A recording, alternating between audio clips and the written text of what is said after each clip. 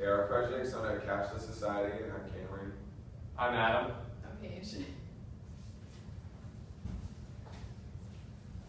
Okay, so I'm gonna start us off with Venmo as a company. Venmo is an app that allows users to send and receive payment over a smartphone. It was created by two friends, Andrew Cortina and Ikram Magdan Ismail.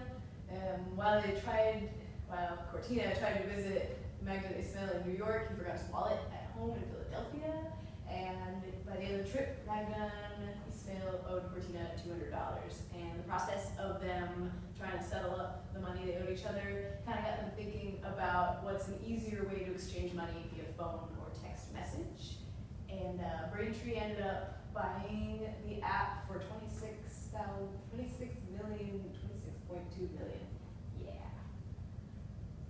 Venmo in a cashless society. So with Venmo comes a generational gap. It's the line itself sitting at 30 years old, and the theory suggests that those beneath the line understand and use Venmo regularly, and those above it prefer other more classical approaches to transactions, such as PayPal, cash, or check. And security comes with Venmo. Users have discovered ways to scam one another by taking advantage of the wait period between transactions. And this reminds us of the lack of security in the mobile payment realm, and it's important to remember that there are more secure ways of exchanging money. RBV, Venmo is valuable. They offer a service few others have bothered to offer, and those that have do not offer the same social aspect that Venmo provides, nor do they have the same data and following. Venmo's rare. The social aspect makes Venmo rare and unique because users can exchange funds and then take a look at what their friends are sending each other money for. And Venmo has made a trip to the ATM interesting and fun. It is imperfectly imitable. It already made a name for itself as an app that meets users' needs all levels and more. Venmo has reached verb status, as in Venmo me money.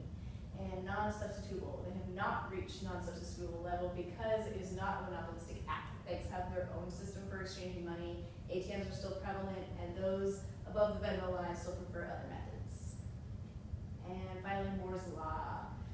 We are gone from tangible currency to cards to apps. The transition does not perfectly follow Moore's Law, however. Like changes haven't happened in 2-year increments. Size reduction has not been of huge importance, and specific breeds of funds have not died off or lost value. Like we're still using checks or we're still using cash. There's a visible trend in the reduction of tangibility of funding, however, but what's next? Like how will payment methods change in the coming years? So in terms of integration, cash is always going to be at the heart of the banking industry, just meaning that in order to operate, banks are going to need cash in order to fill the ATMs and so forth. Big banks such as Wells Fargo have tried to adopt the cashless model for their apps, but they've failed miserably due to high transaction rates. They also failed because the confusing process of sending money through a bank to a bank. It's a really long process. You have to wait at least like 6 to 7 days.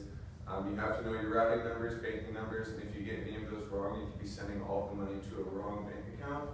Like I said, the wait time is a lot longer than Venmo. Venmo and cashless apps are usually around 3 to 5 days, whereas the banks are upwards of 5 to 10 days. Also, the social aspect behind Venmo and other apps create a community, which allows for a differentiated model. So in terms of a competitive advantage in Porter's 5 forces, Venmo has a somewhat sustainable competitive advantage. They did act as a new entrant to the already developed services of major banks and apps like Wells Fargo, PayPal, and Apple Pay. The reason Venmo succeeded in stealing their market is because of their differentiated model, so the community aspect and also the peer-to-peer aspect.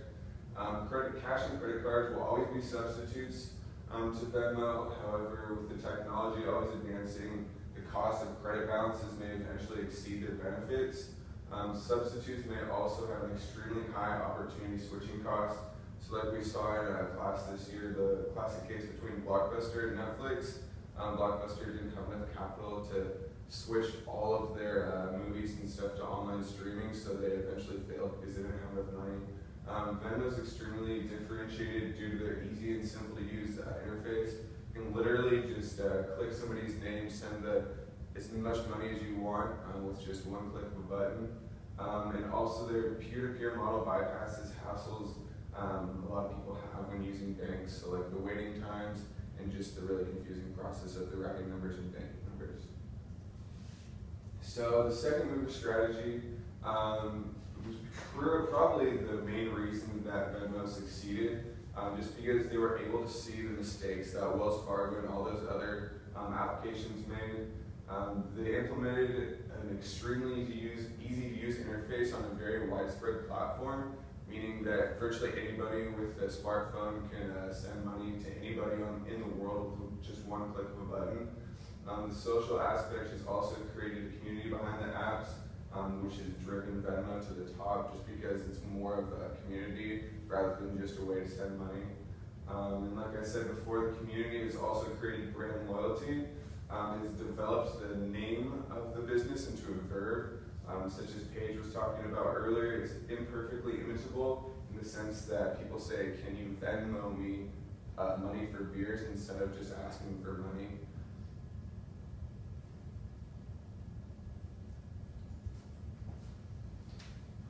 So I'll talk about the future of the cashless society. So Venmo has grown nearly $2 billion in the past 2 years.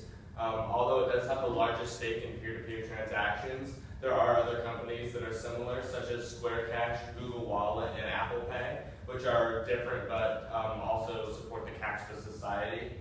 Banks are now starting to offer 2 to 3 day transactions between different banks to keep up with companies similar to Venmo. And quicker transactions with no limits on bank or on distance or bank affiliation are becoming more and more common. So some of the drawbacks to a cashless society, for the most part, internet access is always needed whenever you're doing any sort of mobile transactions. So that limits a lot of people that are in third worlds or just live in areas around the US that don't have service at times. As we become more dependent on cashless transactions, the need for local bankers and local bank branches will reduce. And there's already been decreases in those jobs around the US that will be continued even further. Peer-to-peer apps don't allow purchases from businesses, so if you'd like to purchase items, it's much more difficult. That's still relying on credit cards and going into stores. Apple Pay and Android Pay does allow for transactions with businesses, but it does not offer the peer-to-peer option. So there's kind of a difference distinct difference between the two there. So some of the other ventures that Venmo and similar companies could get into is if they could incorporate businesses within their peer-to-peer model, so people could buy products as well as transactions between friends. They could be both personal and commercial. If a cashless transaction app used Bluetooth connection instead of internet access, people could make payments wherever they are at, so it doesn't have to depend on if they have access at that time. Venmo is used primarily by young people, so if Venmo would like to branch out into any other ventures, they could go for apps that specialize in instances like tuition or alimony payments, and they could provide a peer-to-peer payment system for things like this, or they could invest in apps that do these specific types of things. That's the end of our project. Thank you very much.